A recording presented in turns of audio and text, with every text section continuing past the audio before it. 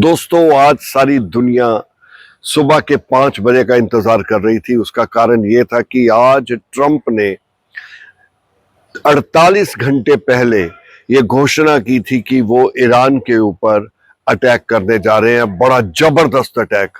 और इसका कारण यह था कि उन्होंने ईरान को चेतावनी दी थी कि वो स्ट्रेट ऑफ हॉर्मुज जो है वो सबके लिए खोल दे। अगर वो ऐसा नहीं करेगा तो उसको इसका नुकसान भुगतना पड़ेगा। लेकिन ईरान ईरान ठहरा। उसने इसकी चेतावनी का जो जवाब है उसी प्रकार दिया। उसने कहा जी मैंने तो ये नहीं खोलना, स्ट्रेट ऑफ हॉर्मुज जो है वो हमारे कब्जे में रहेगा और इसके बीच में जिस प्रकार हम चाहेंगे उसी प्रकार का कंट्रोल करेंगे। ट्रंप लगता था कि गुस्साएगा और इसके बाद जबरदस्त युद्ध की संभावना थी। लेकिन कल ही ट्रंप के तेवर में कुछ बदलाव नजर आया। जब ट्रंप ने किसी पत्रकार से जब पूछा तो उन्होंने कहा कि हमारी बातचीत ईरान के मुखिया से चल रही है। उन्होंने कहा जी मुखिया कौन है? वहां मुखिया तो आपने रहने नहीं दिया। अब तक आज 25 दिन हो चुके हैं ईरान, इजराइल और अमेरिका के युद्ध को छिड़े हुए। और इन 25 दिनों में पहले दिन ही उन्होंने अयातुल्ला अली खमेनी के साथ उन्होंने 35 महत्वपूर्ण वहां के जितने भी व्यक्ति थे उनको बम्बार्डमेंट से उड़ा दिया था। उसके बाद मुर्तजा बना, उसका भी आज तक पता नहीं है। तो कारण ये बन रहा था कि लोग पूछ रहे थे कि आपने बातचीत की किससे? वहां पे कोई असली नेता तो है नहीं। लगता था कि युद्ध होगा। और कल के 2 दिन में जो शेयर मार्केट है वो बहुत गिरी हुई थी। लेकिन आज सुबह 5 बजे के बाद लगता है हमें कि शेयर मार्केट एकदम राइज कर देगी, क्योंकि ऑयल प्राइसेस की इस समय तक अनाउंसमेंट हो गई है। 13% ऑयल प्राइसेस डाउन आ गया। एलपीजी सिलेंडर की प्राइसेस भी डाउन हो गई है इंटरनेशनल मार्केट में। ये है असर युद्ध विराम का, क्योंकि ट्रंप ने एकदम घोषणा कर दी कि 5 दिन युद्ध विराम रहेगा। और ये एक बहुत अच्छी न्यूज है। लेकिन अभी खबरों में अगर हमने देखा तो वो ये देखा कि इजराइल ईरान के ऊपर हमला कर रहा है, ईरान इजराइल को जवाब दे रहा है। ये जो युद्ध की जो वारदात है ये अभी तक रुकी नहीं, चल रही है। ईरान ने 3 शर्तें रखी थी युद्ध पे विराम लगाने के लिए। उसने कहा था कि पहली शर्त तो ये है कि आप ये मानो कि मेरी सॉवरेनिटी है, ये थोड़ी जिसको चाहो तुम ऊपर लाके मेरे ऊपर हुकूमत के लिए बिठा दो। क्योंकि ट्रंप का ये कहना था कि वो ईरान की सरकार में बदलाव लाना चाहते हैं। और ये बड़ी हैरानगी की बात है, यूएनओ की स्थापना इसलिए हुई थी कि कोई भी देश शक्तिशाली चाहे जितना मर्जी हो, किसी दूसरे देश की इंटरनल सॉवरेनिटी और एक्सटर्नल सॉवरेनिटी की इज्जत करेगा और उसे खत्म करने की कोशिश नहीं करेगा, उसे बरकरार रखने की कोशिश करेगा। लेकिन हो यहाँ पे उलट रहा था। जो भी अमेरिका चाहता है वो कर रहा है। मैं 4 कंट्रीज के नाम आपके सामने ले रहा हूं। सबसे इराक में इन्होंने सद्दाम हुसैन का तख्ता पलटा, और उसके बाद सीरिया में बशर अल असद की हुकूमत जो है उसका तख्ता पलट दिया। क्योंकि बशर अल असद की जो सरकार थी वो कम्युनिस्ट गवर्नमेंट थी, और कम्युनिस्ट गवर्नमेंट को ये बदलना चाहते थे क्योंकि वो रशियन इन्फ्लुएंस के अंडर था। और बशर अल असद ने देखा कि जब उसके पास और कोई चारा नहीं है, दिसंबर के महीने में उसने रशिया में जाके शरण ले ली। और वहां पे एक आतंकी नेता ने, अहमद अल शरा, जो कि अल कायदा का नेता था, उसने वहां पे अपनी हुकूमत स्थापित की। और ट्रंप ने उससे मिलके उसके साथ समझौता करता हुआ दिखाई दिया।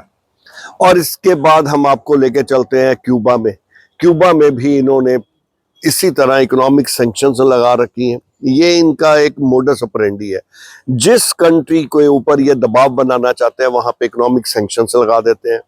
वो अपना तेल बेच नहीं सकता या किसी बाहरी मुल्क के साथ किसी प्रकार का व्यापार नहीं कर सकता। जिस प्रकार ये चाहते हैं उसी प्रकार वो आर्थिक तंगियों में घुसता जाता है, और अंत में वहां पे एक ऑपोजिशन कायम हो जाती है। ऑपोजिशन को ये सपोर्ट करते हैं, और ऑपोजिशन जो है वो आगे आके हुकूमत में आती है, क्योंकि उसको ये इकोनॉमिकली और इवन टेररिस्ट ग्रुप तक को सपोर्ट करने में ये सरकार, ट्रंप गवर्नमेंट जो है, यूएसए, सीआईए, ये कोई परहेज नहीं करते। और इसी प्रकार इन्होंने यहाँ पे वेनेजुएला में किया। वेनेजुएला में भी हम जानते हैं निकोलस मदुराओ की सरकार थी। वो भी कम्युनिस्ट नेता था और उसकी भी रशिया और चाइना के साथ नजदीकियां थी। वो भी तेल, सबसे ज्यादा तेल का उत्पादन वहीं पे होता है। और इस ट्रंप की बेशर्मी देखिए कि वहां पे ये आक्रमण करते हैं और वहां के प्रेसिडेंट और उसकी वाइफ को किडनैप कर लेते हैं। और सरेआम कहता है ट्रंप कि जो वेनेजुएला है यहां की हुकूमत अब अमेरिका चलाएगा। तेल वहां से आ रहा है, पैसे देके नहीं, वैसे ही आ रहा है क्योंकि ये उनका मुल्क बन गया, ये उनका इलाका हो गया। यही बात कहीं रशिया ने की होती या चाइना ताइवान के ऊपर कर रहा है, और अगर कर दे तो देखिए ये क्या हो हल्ला मचाते हैं। क्योंकि अमेरिका करे तो बहुत अच्छी बात है और अगर कोई और देश करे तो ये बहुत गलत बात है। और देखिए किस प्रकार सारी दुनिया ने अपनी मुंह पे टेप लगा ली है। ना ब्रिटेन बोला, ना फ्रांस बोला, ना जर्मनी, ना इटली, ये जो बड़े महत्वपूर्ण देश बने बैठे हैं, किसी ने आज तक एक बार ये रिक्वेस्ट नहीं की कि उसके प्रेसिडेंट और उसकी वाइफ को छोड़ दो। उनका कसूर क्या? वो अपने देश में हुकूमत चला रहे थे, लेकिन ट्रंप ने उसका तख्ता पलटना चाहा और ये बड़ा अनाउंस किया आके टीवी पे कि हमने वहां का तख्ता पलट दिया है। और ऐसा ही ये ईरान में करना चाहते थे। मैं ईरान की एक इतनी सी बात आपको बताता चलूं, वहां पे शिया सरकार को स्थापित किसने करवाया? अमेरिकन गवर्नमेंट ने करवाया था। 1979 में शाह ऑफ ईरान बीमार हो जाता है और उसका तख्ता पलट के वहां पे अयातुल्ला खमीनी को लाया जाता है। अयातुल्ला खमीनी के बाद उनका बेटा अयातुल्ला अली खमीनी जो है वो वहां पे सारी शक्तियां उसी के ऊपर केंद्रित थी। वो पिछले 2025 तक राज कर रहा था और उसके साथ ये बातचीत चल रही थी। इल्जाम वैसे ही जैसे सद्दाम हुसैन पे लगाया गया था कि तुम्हारे पास वेपन ऑफ मास डिस्ट्रक्शन है और हम चाहते हैं कि तुम उनकी इंस्पेक्शन कराओ, वेपन ऑफ मास डिस्ट्रक्शन है, तुम न्यूक्लियर एटम बम बनाने की कोशिश कर रहे हो। और यही बहाने लगा के, इल्जाम लगा के सद्दाम हुसैन की तख्ता पलट दिया। और यही इल्जाम जो था इन्होंने अयातुल्ला खमीनी की सरकार पे लगाया।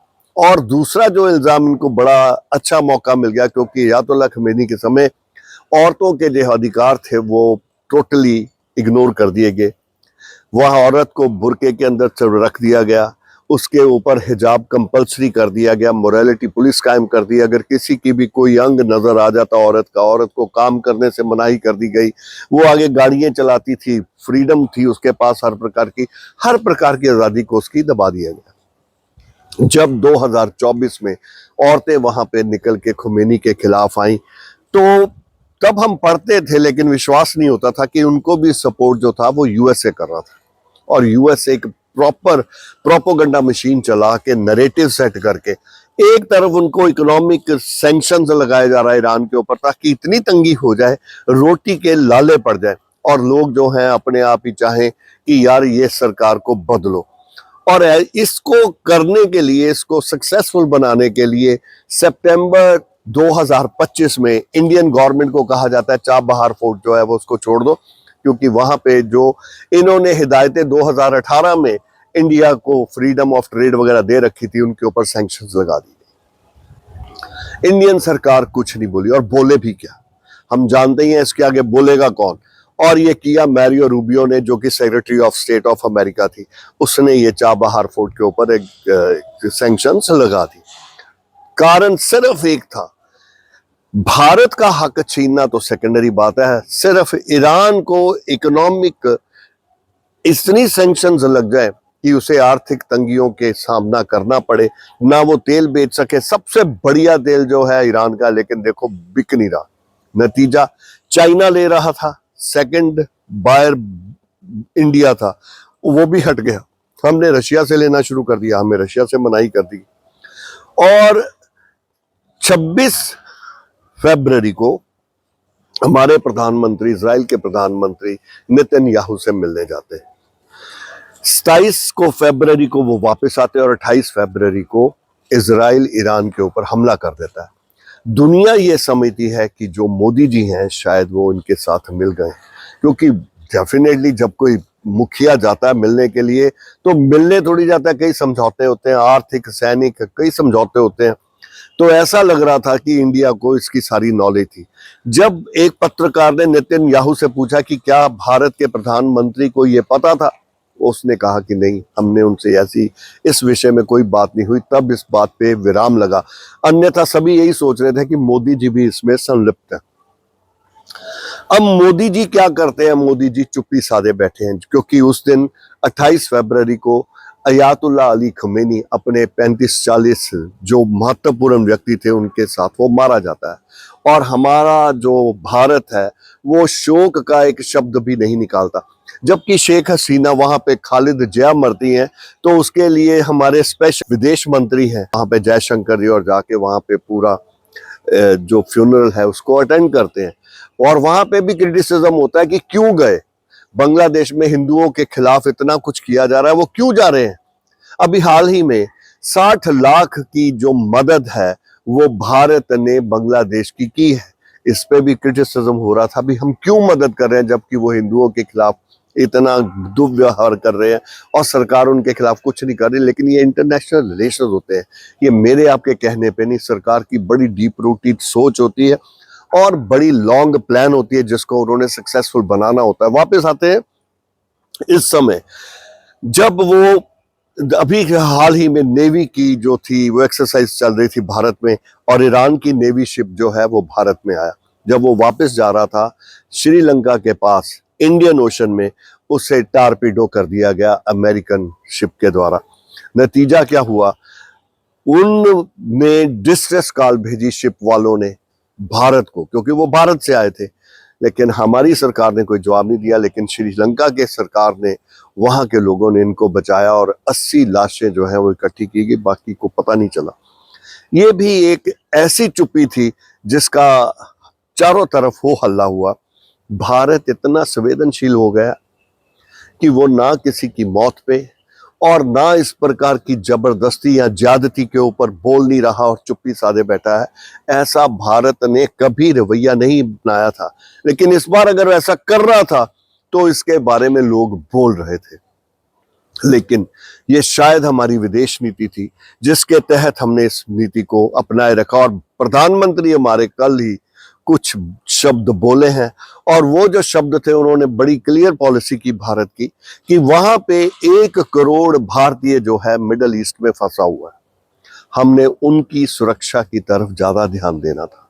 नंबर 2, उन्होंने ये भी कहा कि ये युद्ध रुकने वाला नहीं है, ये लंबा खिंचेगा, और जब ये लंबा खिंचेगा तो इसकी तंगियां आनी है। और इसको कोविड के साथ कंपेयर कर दिया। जिस प्रकार कोविड एक महामारी थी, उसी प्रकार इस युद्ध का असर सारी दुनिया में होने वाला है और भारत भी इससे अछूता नहीं रहेगा। और इसके लिए हमें अपने आप को तैयार करना होगा। हमें वार्न कर रहे हैं, और इसी वार्निंग के साथ आज हम यहीं पे विराम लगाते हैं। लेकिन एक बात जरूर अच्छी हुई है कि इस युद्ध को अगर विराम लगता है, कारण कोई भी हो, बड़ी न्यूज चल रही है कि ट्रंप हार गया, ट्रंप ने चेतावनी दी थी 48 घंटे के बाद वो आक्रमण कर देगा, और उसने कुछ नहीं किया, वो डर गया, ईरान ने उसे डरा दिया, भगा दिया। ये सब बातें हैं जिनके पीछे हमें नहीं पड़ना और ना ही हमें इसके बारे में सोचना है। मैं सिर्फ इतनी सी बात कहना चाहता हूं कि युद्ध जो है कहीं भी, कहां भी, किसी भी कारण हो, वो अंत में सारी दुनिया के ऊपर भारी पड़ता है।